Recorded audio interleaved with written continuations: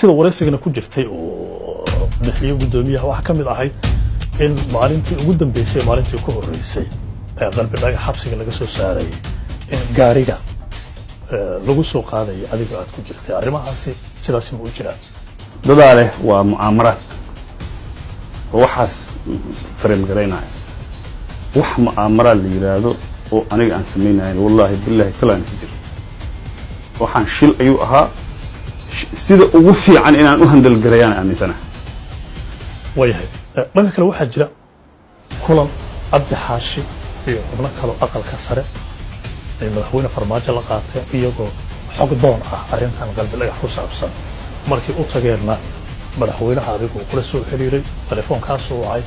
deetana aad ku beertay kulankaasi madaxweyne farmaajo iyo abdi xaashi madaxweynuhuna uu ku yidhi waxaad ii sheegaysay abdi xaashi oo sheeg kulankaasi maxaad uga hadasheen arrinkaas waxbana ku dari maha waxbana ka dhimaha sida abdi xaashi u sheegay inaan madaxweynaha iyo aniga inta la weydiiyo waxaas aan sheegnay waa run been ma mukashalaynaysaa xariga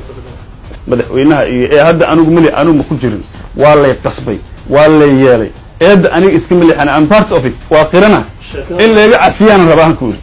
ha laakiin dhanka kale waxaa jirta in qalbi dhagax ku dhiisan oo fiisaa in laga caawiyo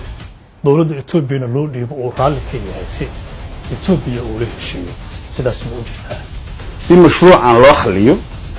madaxweynaha iyo ra'iisul wasaaraha waxaan ka codsanay go'aan geesinay in ay qaataan maqaldam waa ilaahay oo aan leefin golaha wasiirada fadhiisiyaan ka saaran liiska argixisada oo aan leef xamar ay ku martiqaadaan qalbi dhagax xamar ay ku martiqaadaan si guud Soomaaliya ay ugu samayn xirto ugu hoyato ugu raali geliso oo aan leefna ay fursad ay u hesho